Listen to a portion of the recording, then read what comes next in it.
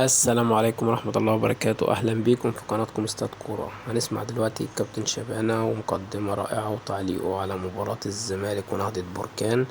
هنسمع الكابتن شبانة هيقول ايه ونرجع تاني لحضراتكم، انتظرونا.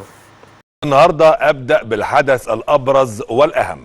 عندنا موضوعات كتير وعندنا اخبار كتير وعندنا مشاكل كتير، لكن الحقيقه عندنا موضوع اهم، ودايما بنقول ابرز الاحداث الابرز، لان انا بدي لكم حتى باغنيه عن الزمالك عشان ده الحدث الابرز دلوقتي. انا عايز الاغنيه في وداني يا شباب، عشان ده الحدث الابرز دلوقتي.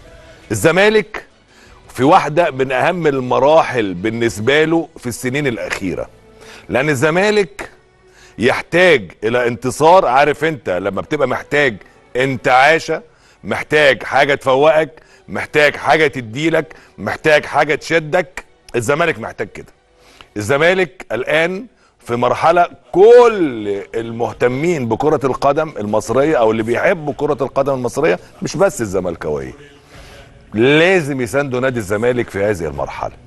نادي الزمالك يحتاج لكأس الكونفدرالية.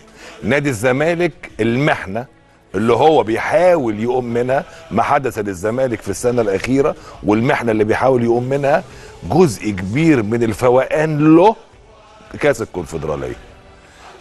جزء كبير من ان هو ينطلق ويعيش ويفوق، واللعيبه تنطلق وتعيش وتفوق، والنادي بادارته بجماهيره بكل حاجه، هو الفوز بالكونفدراليه.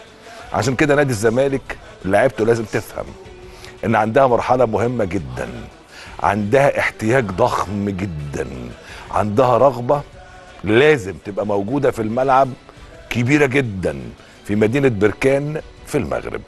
لازم الزمالك من لقاء الذهاب يبقى بيعبر عن نفسه وبيتكلم عن نفسه وبيعيش 90 دقيقة، يبقى حاطط كفة اسمها الزمالك والكفة التانية اسمها المباراة هناك، لأن المباراة اللي هناك هتنعكس نتيجتها على مباراة العودة وعلى المنافس كمان. يعني أنا شفت تصريح لمعين الشعباني اللي بيقول لك المباراة هتحسم في القاهرة.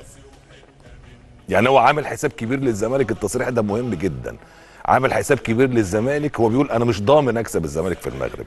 علشان كده الزمالك لازم لاعيبته تبقى فاهمه ان عليها مسؤوليه ضخمه جدا جدا في المباراه الاولى في بركان في المغرب.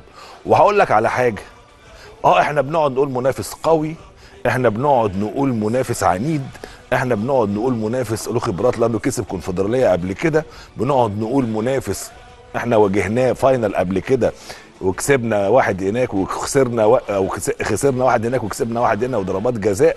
كل الكلام ده بنقوله، لكن في الاصل لما تيجي تحسب الحسبه كفه الزمالك ارجح. بص، ب60 مليون ميل. تاريخ بيقول كده، الجغرافيا بتقول كده، كل المنطق بيقول كده، كل حاجه بتقول ان الزمالك هو الاحق بهذا اللقب. لاعب حتى القدرات الفنيه لعيبه الزمالك بتقول كده. بس المهم ان ايه؟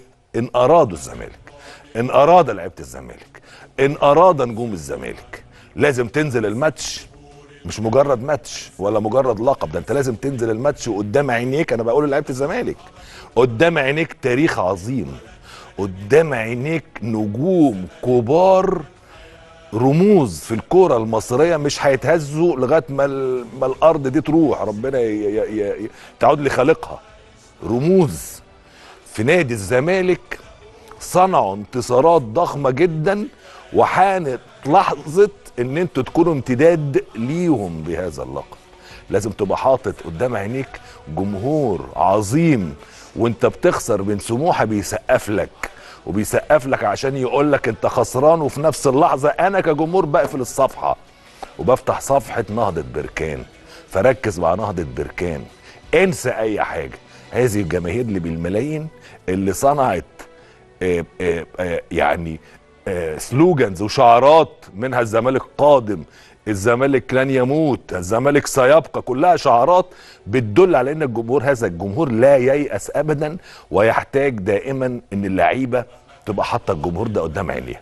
حط قدام عينيك التاريخ والرموز والنجوم والجماهيريه والفانيلا البيضاء اللي في خطين حمر والاغاني اللي بتتعمل على كل، والبهجه اللي هتبقى مسيطره على المصريين كلهم. وانا بقول الماتشات الفاينل دي ماتشات المصريين. اوعى تفتكر ان الزمالك وبركان ده للزملكاويه او الاهلي والترجي ده للاهلاويه، لا.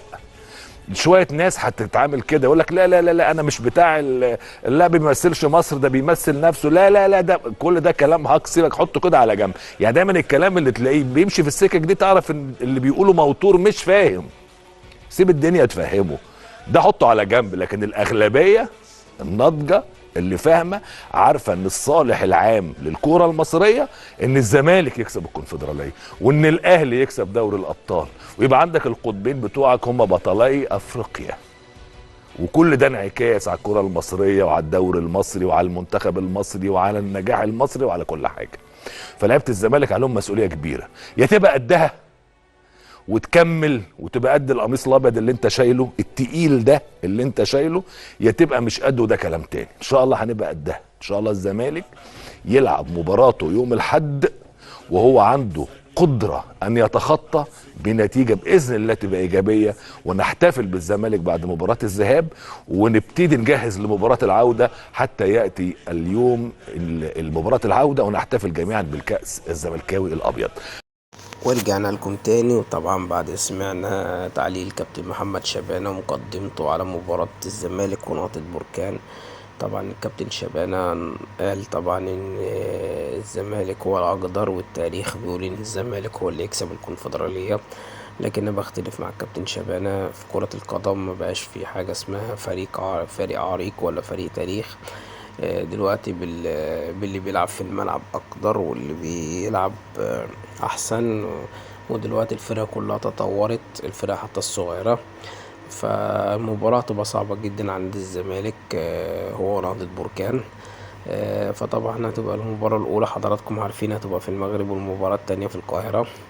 يعني نادي الزمالك لازم يطلع بنتيجة كويسة في المغرب عشان يقدر يلعب مرتاح في مباراة القاهرة.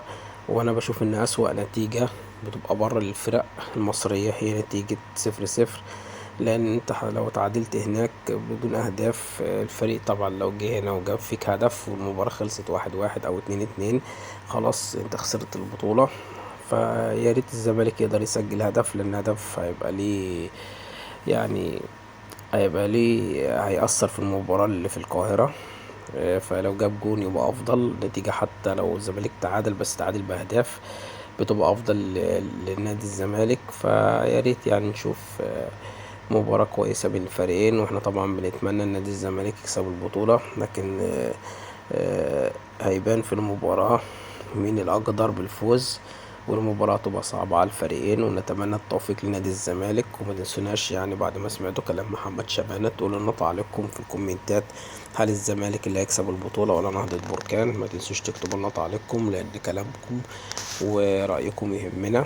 يا ريت ما تنسوناش بالاشتراك في القناة عشان يصلكم كل جديد. قناتكم استاد كورة، والسلام عليكم ورحمة الله وبركاته.